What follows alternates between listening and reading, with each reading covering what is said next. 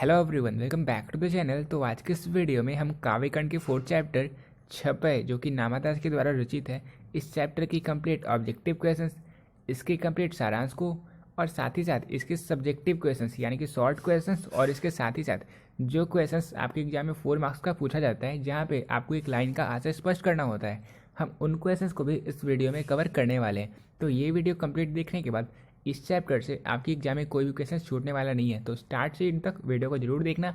चलिए स्टार्ट करते हैं इस वीडियो को। सबसे पहले हम कवर करने वाले हैं ऑब्जेक्टिव क्वेश्चंस को।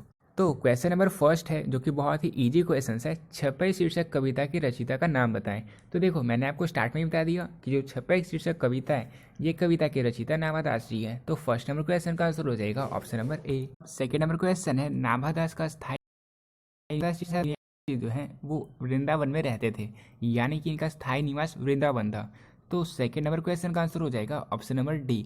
और इसके साथ ही साथ ये जब अपनी काव्य की रचना करते थे तो जिस क्षेत्र का ये वर्णन करते थे वो भी वृंदावन ही होता था। ठीक है, तो ये भी ऑब्जेक्टिव हम कुछ देर में देखने वाले हैं। तो सेकेंड नंबर क्वेश्चन का आंसर हो जाएगा ऑप्शन नंबर डी।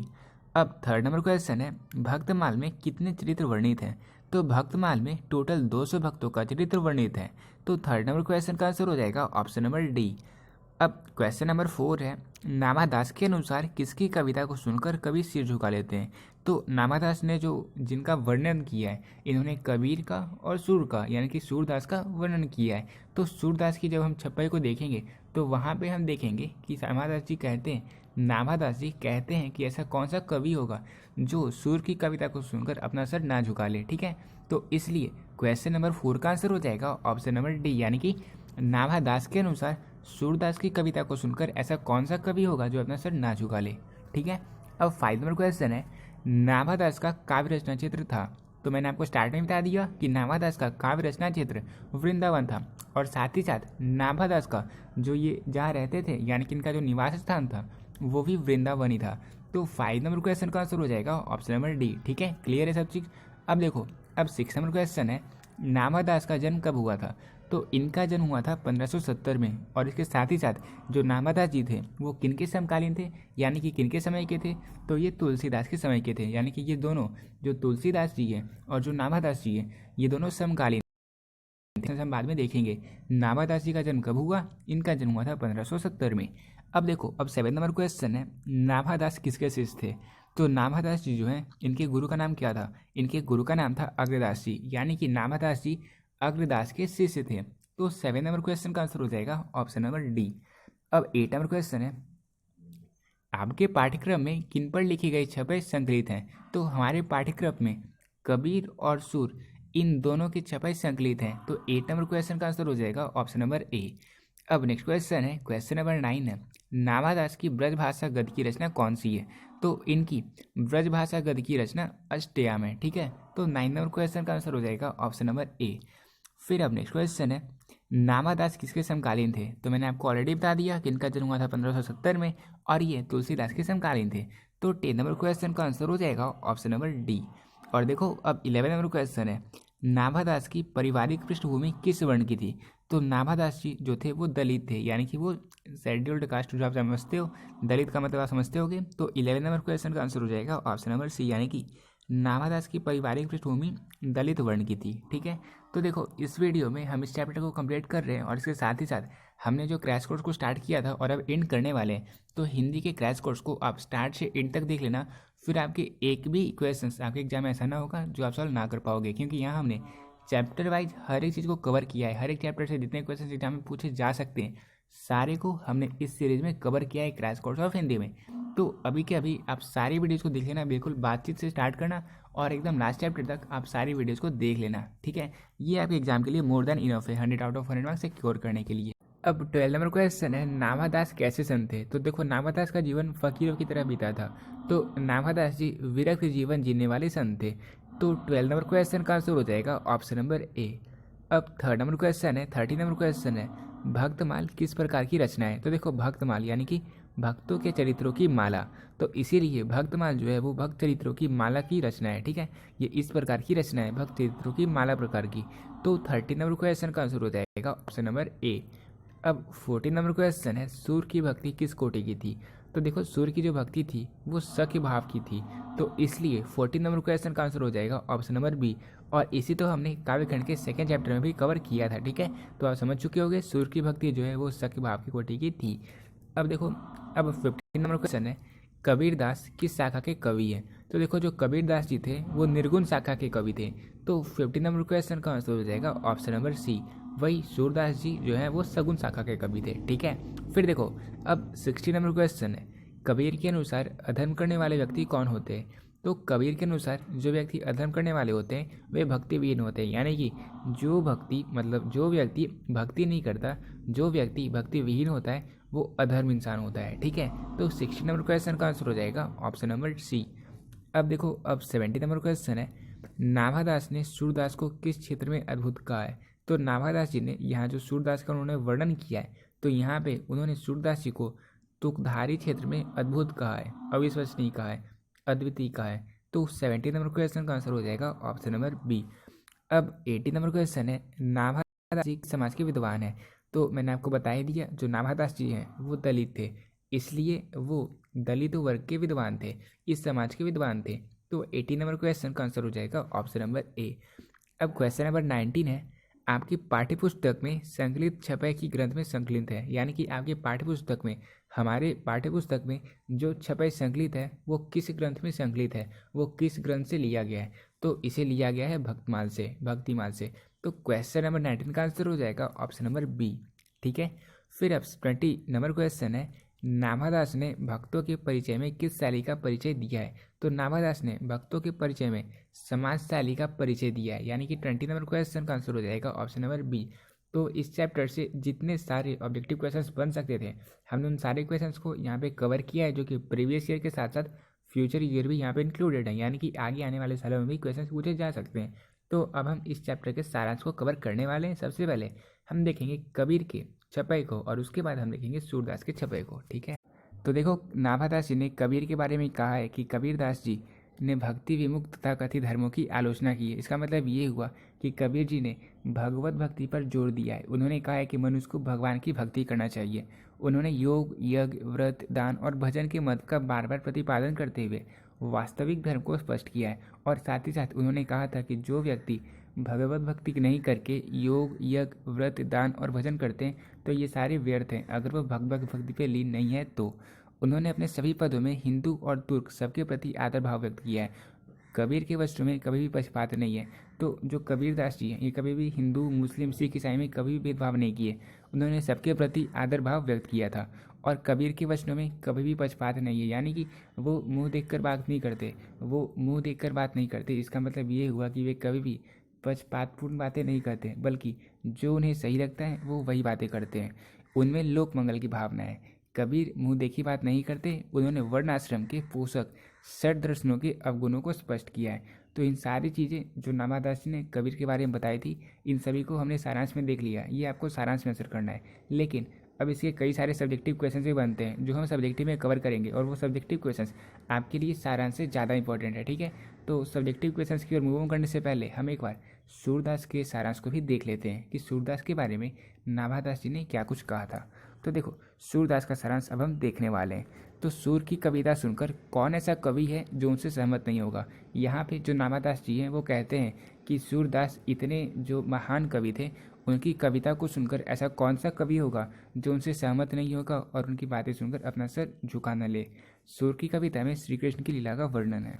तो ये तो हम सभी को पता है कि जो सूरदास जी थे वो श्री कृष्ण की भक्ति करते थे, तो उनकी हर एक कविता में श्री कृष्ण की लीला का वर्णन है।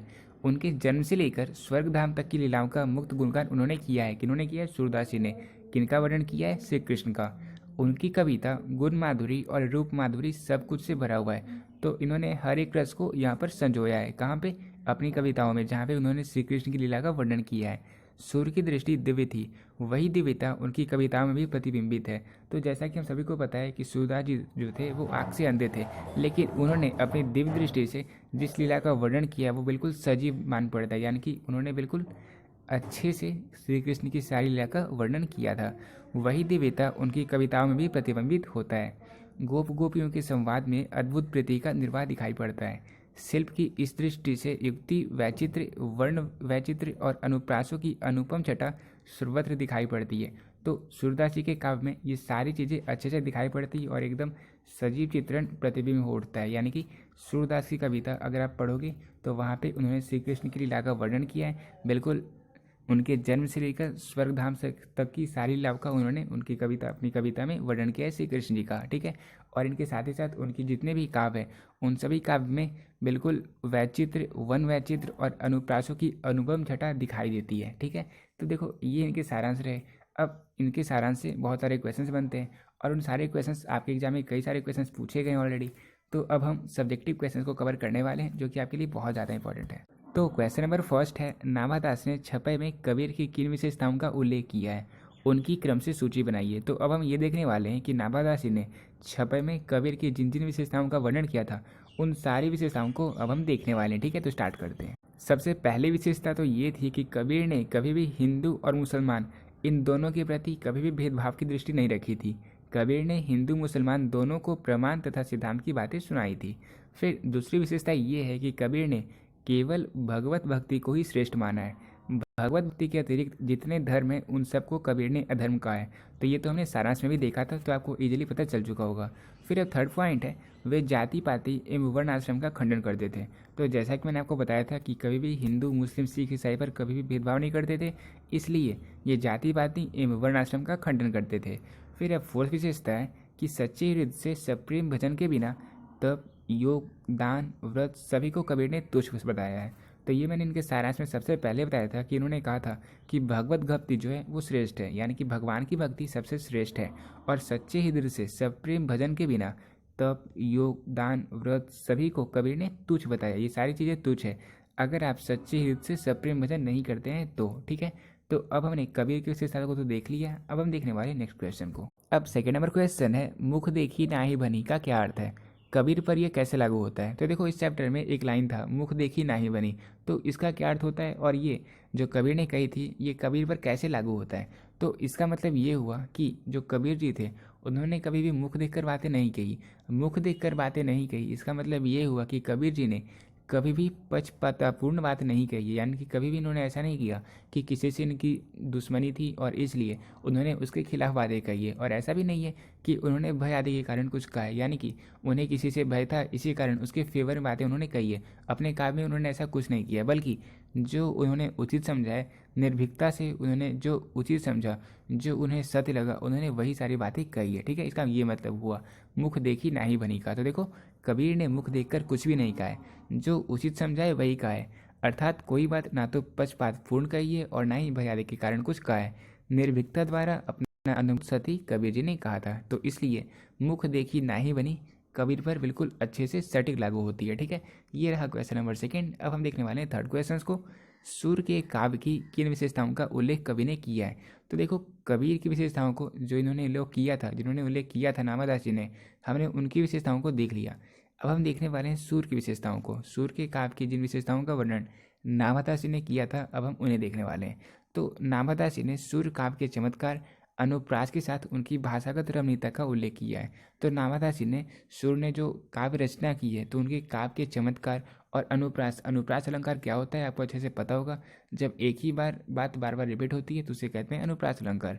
तो सूर्य काव्य के चमत्कार, अनुप्रास के साथ उनकी भाषागत रमणीयता का भी उल्लेख किया है। तो जिन जिन वर्ड्स का इन्होंने अपने इस्तेमाल किया है, जिन जिन वर्ड्स का सूरदास जी ने इस्तेमाल किया था, उनकी रमणीयता का इन्होंने उल्लेख किया है नामादास जी ने सूरदास का वर्णन करते हुए। साथ ही सूर्य काव्य का प्रेम तत्व, अनुभूत तुकांत शैली, यानी कि उन्होंने जो श्री कृष्ण की लीला का वर्णन किया है तो उस अकॉर्डिंग इनके अनुभूत तुकांत शैली, गंभीर अर्थ प्रकट करने वाली इनकी भाषा, जो वर्ड्स इन्होंने इस्तेमाल किया है उसे जो गंभीर अर्थ निकल कर आता है, और अपनी दिव्य दृष्टि के माध्यम से हरिलीला का जो गान किया है उन सभी का वर्णन नामादास जी ने किया है। तो क्योंकि सूरदास की आंखें नहीं थी और इस कारण अपनी दिव्य दृष्टि से उन्होंने श्री कृष्ण की लीला का जो कुछ भी वर्णन किया है उन सारी बातें को नामादास जी ने कहा था। उन्होंने कृष्ण के जन्म, कर्म और रूप आदि का प्रकाशन करके बुद्धि को निर्मल बनाया है। तो जैसा कि हमने सारांश में ही देखा था कि सूरदास जी ने कृष्ण के जन्म से लेकर इनके स्वर्गधाम तक की यात्रा का हर एक चीज़ का वर्णन किया है। तो इस तरह से इन्होंने अपने बुद्धि को निर्मल बनाया है, जैसे श्रवण पवित्र हो जाते हैं और बुद्धि भी निर्मल हो जाती है, ठीक है। तो इनकी जो जो विशेषताओं को नामादास जी ने कहा था थर्ड क्वेश्चन में हमने उन्हें भी देख लिया। अब हम देखने वाले एक और क्वेश्चन को। क्वेश्चन नंबर 4 है, यहाँ पे आपको अर्थ स्पष्ट करना है। इसका मतलब आप जान चुके होंगे कि ये जो क्वेश्चन है, ये क्वेश्चन आपके एग्जाम में 4 मार्क्स का पूछा जा सकता है। तो देखो क्या लाइन है, लाइन है सुर कवित सुनी कौन कवि जो नहीं सिर चालत करे। तो ये जो लाइन है, ये लाइन किस चैप्टर से लिया गया है और इसकी पंक्ति को किसने लिखा था, इन सभी चीज़ों के बारे में आप पहले बताओगे। मैंने आपको फॉर्मेट ऑलरेडी बता दिया है, कई सारी वीडियो मैंने आपको बता दिया है। फिर इसके बाद आप इसके भाव को स्पष्ट करोगे। तो देखो, प्रस्तुत पंक्तियाँ नामादास जी द्वारा रचित सुर काव्य की विशेषता से उद्धृत है, जहाँ उन्होंने सुर के वचनों की महत्ता पर प्रकाश डाला है। सुर का काव्य इतना महान है, इतना रसात्मक है कि जिसकी समझ ऐसा कौन कवि होगा जो उनके सामने अपना मस्तक ना झुका दे। ये हमने सारांश में भी देखा था कि सूरदास की कविता इतनी महान है कि उनके सामने ऐसा कोई कवि ना होगा जो अपना सर ना झुका ले, जो अपना मस्तक ना झुका दे। अर्थात सुर का काव्य सभी के लिए आदरणीय है, सभी के लिए महान है। तो इसका ये अर्थ हुआ, किसका अर्थ हुआ, सुर कवित सुनी कौन कवि, यानी कि सुर की कविता को सुनकर ऐसा कौन कवि होगा जो नहीं सिर चालत करे, जो अपना सर ना झुका ले। ठीक है, तो इसका ये अर्थ हुआ। तो क्वेश्चन नंबर फर्स्ट को हमने देख लिया। अब हम देखने वाले हैं सेकंड लाइन को। सेकंड लाइन है, भक्ति विमुख जे धर्म सो सब अधर्म करी गए। तो ये जो लाइन है, ये लाइन किस चैप्टर से लिया गया था और इस लाइन को किसने लिखा था, और इसके बाद हम इसके भाव को स्पष्ट करेंगे। तो देखो, प्रस्तुत पंक्तियाँ नाभादास द्वारा रचित कबीर वाणी की विशेषता पर प्रकाश डाल रही है। कबीर का कहना है कि भक्ति के विमुख जितने भी धर्म हैं, कबीर का कहना है कि भक्ति के विमुख जितने भी धर्म हैं उन सबको अधर्म कहा जाना चाहिए। अर्थात प्रभु भक्ति ही सर्वश्रेष्ठ है, यानी कि भगवत भक्ति यानी कि प्रभु भक्ति ही सर्वश्रेष्ठ है। इसके अतिरिक्त बाकी के जितने कार्य हैं सब व्यर्थ हैं। तो इसका ये अर्थ हुआ, किसका अर्थ हुआ, भक्ति विमुख जे धर्म सो सब अधर्म करी गई, यानी कि भक्ति विमुख जितने भी कार्य हैं वे सारे अधर्म हैं, वे सारे व्यर्थ हैं। ठीक है, तो अब हमने आशा स्पष्ट करने वाले क्वेश्चन को देख लिया। अब हम देखने वाले एक नेक्स्ट क्वेश्चन को। अब 5 नंबर क्वेश्चन है, पक्षपात नहीं वचन सभी के हित की भाषी।